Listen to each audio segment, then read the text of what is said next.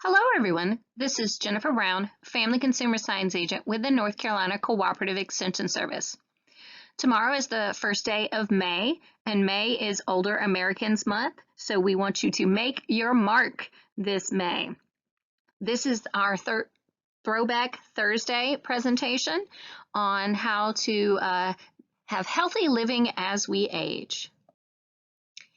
Well, you are the one that decides how you will age because there are things that are out of your control, about 30% of the things, such as your family history, your genetics, your gender, your age, and your race. But that there is 70% of the things that you can control about how you will age. And those are your lifestyle. That's whether you're going to be physically active and how you eat, the nutrition in your life. So, what's the most important lifestyle change you can make?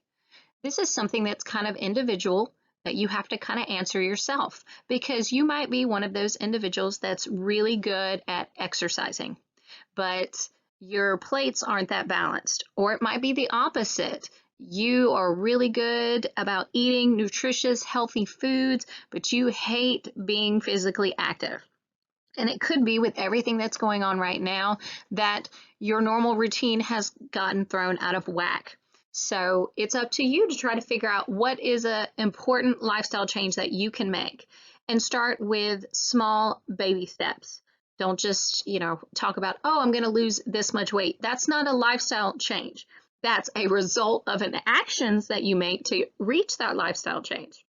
So these are just some things to think about as we go throughout this presentation so you can decide what's your important lifestyle change. When we talk about having a healthy lifestyle, and the reason why we talk about this is because there are so many benefits.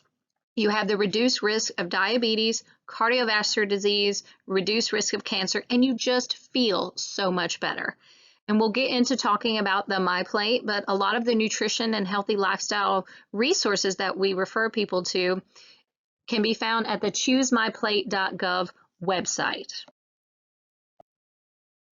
There are some key points about the MyPlate that we'll refer to. Overall, half of your plate should be fruits and veggies. You should choose whole grains. About half of the grains that you consume each day should be whole grains. We also want you to make sure that when you're eating protein, that you're eating lean protein and also low-fat dairy in just a small amount. Overall, the important vitamins and minerals that you will get with this type of diet is vitamin D, vitamin B6, vitamin B12, and folate. You can get those from a variety of different sources. Even just vitamin D you can get from the sunshine. So just going out and being outdoors and getting that naturally is perfectly fine. You'll get a lot of fiber from whole grains as well as some of your dark green leafy vegetables, but making sure that you are understanding that your meat and your protein and your fish and poultry, they're also giving you vitamin B12, which is extremely important too. So the MyPlate for older adults, this is what this looks like. Calcium becomes extremely important so that you can maintain strong bones and prevent osteoporosis as you age. There's a variety of good sources of calcium: milk and milk products, tofu, your dark green leafy vegetables, soybeans, sardines, and salmon, just to name a few. You can use lactose-free milk as well. A lot of those products have the same amount of calcium. You just have to look at your nutrition labels to find out if your products that you're consuming are high in calcium, but make sure they're not also high in salt, sugar, or fat. Those are the three things we want you to stay away from. So I mentioned one of them, limit salt intake. It's recommended that adults ages 51 and plus get no more than 1,500 milligrams of sodium per day. Now, there's a couple of ways to make sure you're doing that, is get rid of the salt shaker. Most people actually don't get their salt from the salt shaker, but if you do use the salt shaker and you're kind of heavy-handed, getting rid of it or minimizing the amount that you use it. Making your own meals. Most of the salt that is probably in our diet is from processed meals, either fast food or boxes, bags, or cans. If you are purchasing canned goods or foods, make sure that you're purchasing low sodium or no salt added varieties. Our common sources of salt are those processed foods, chips, bread, bacon, sausage, pizza, French fries, frozen dinners, and your canned soups. So again, it's okay to have your frozen, vegetables, having your canned soups, making sure that there's no sauces in those things and that they are low sodium or no salt added. We also recommend the Mediterranean diet. We have a program called Med Instead of Meds because we want you to eat the med way instead of relying on your medicines to get you the supplements that you need. There is a website, medinsteadofmeds.com. They have a variety of different recordings, handouts, recipes, tip sheets, that all of the information that you could want to know about the Mediterranean diet. The Mediterranean diet is so prevalent because it helps decrease the risk of certain cancers. It's very effective for weight loss, reduces the risk of Alzheimer's by 40%. It can improve your eye health, decrease the risk of type 2 diabetes, help you manage your blood pressure, and reduce the risk of cardiovascular disease, as well as it's simple and delicious. So, how to keep the costs down. We want you to be able to eat healthy, but we don't want you to think that that means that you're going to break your bank. We want you to do some meal planning and stick to your budget. If budget or money is a problem, then we recommend not buying prepackaged, pre-cut, pre-washed, pre-cooked, anything. Because if they've done the work for you, then you're going to have to pay more for it. You can clip coupons. I personally buy store brands and I try to shop the circulars so I can catch any deals.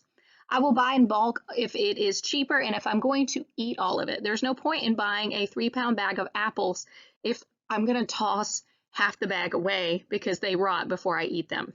You can even share meals with friends, whether it's, making something and cutting it in half and taking it over to your neighbor, and then the next night they could do the same.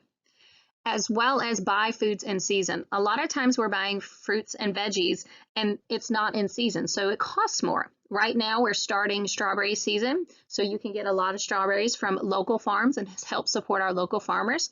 You can always get them in the grocery store, but during strawberry season, strawberries will be less expensive in the store because they are in high supply. And be heart smart. When you are choosing your healthy meals as you get older, there's a couple of things to think about because heart disease, strokes, heart attacks, those kinds of things are more prevalent as we age. We recommend eating beans several times a week. It will help lower your risk of heart disease by 22%. Berries, which again I told you is strawberry season, contain phytochemicals and flavonoids, which will help prevent cancer. Broccoli will decrease your risk of colon cancer. Olive oil and nuts contain mono and unsaturated fats, which lower your bad cholesterol. Oatmeal is high in soluble fiber, and salmon is high in your heart-healthy omega-3 fatty acids. So fish is always a good source of protein as well as a good source of heart-healthy omega-3 fatty acids. Just making sure that you are not frying them in the deep fat fryer. The most helpful tips that I can give people is enjoy what you eat. Just eat less of it. A lot of times we're eating, okay or somewhat healthy, but we're just eating too much of the bad stuff. I'm not saying that you can't have some of your processed foods or some of your little snacks or your junk foods or whatever, but just eating less of it. Saving half of your plate for fruits and veggies. As I mentioned, the MyPlate, half of your plate should be fruits and veggies. So is it? If it's not, what can you do to make that change? Maybe planning your meals out will help you. Instead of focusing on what is the protein you're going to have tonight, focus on the fruits and veggies first. And remember to snack wisely. Again, we probably get more calories with some of our snacks than we do our actual meals. And right now with everything going on, you're at home more and you get bored, you get sad, you get whatever, and you just go get you a snack. So try to limit those as well, but keeping the bad snacks not in your house. Don't have them there because you're more likely to eat them if they're there. Don't forget physical activity. There are so many benefits. These are just to name a few. Fall prevention. It helps improve your circulation, helps prevent diseases, diabetes, heart disease, cancer. It increases your strength just so you can do your normally routines, just carrying your groceries in. And it will keep your body flexible as well, so that again, when you need to reach for something or bend down for something, that you're able to do those things.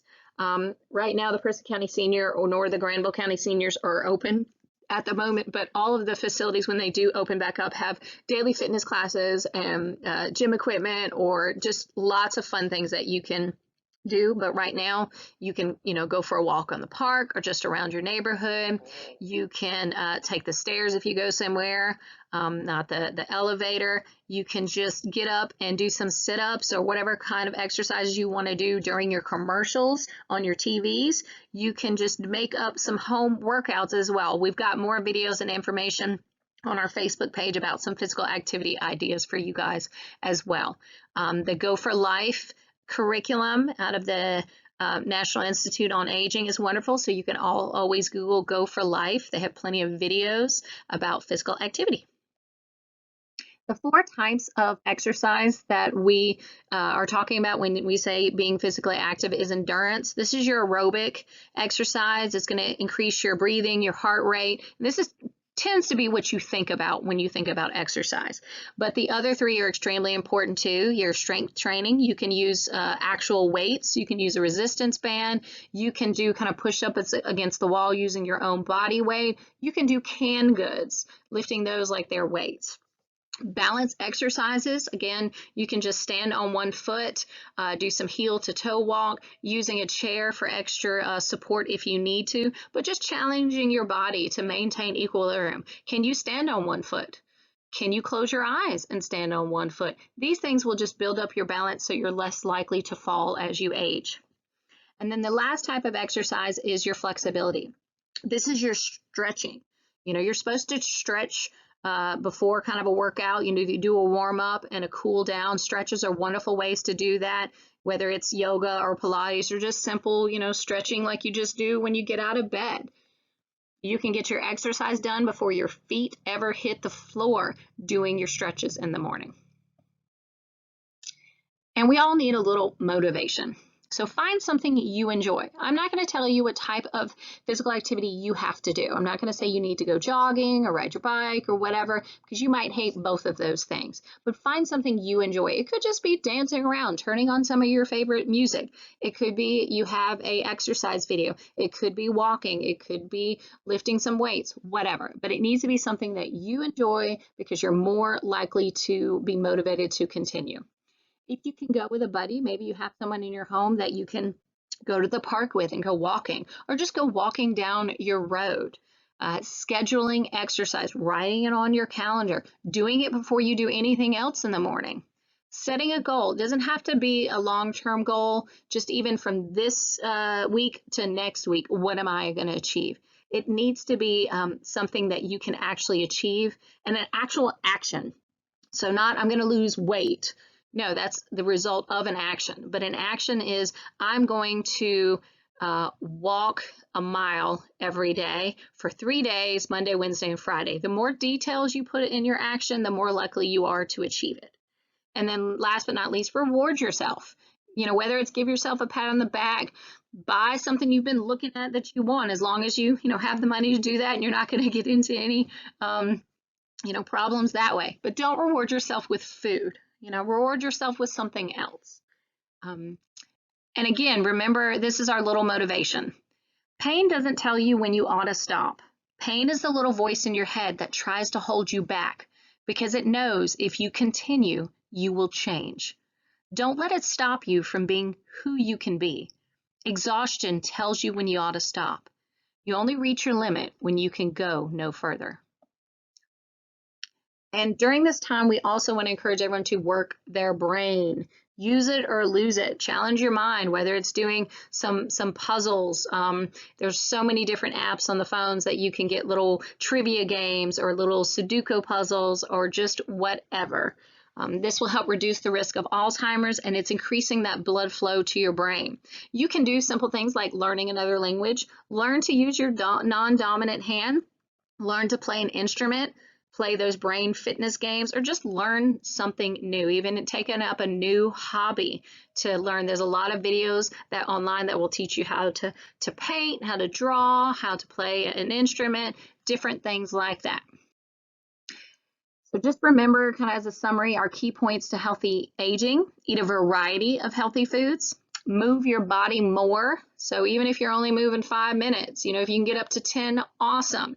We want adults to be up to 30 minutes of physical activity 5 days a week, but just move more, no matter how much that is.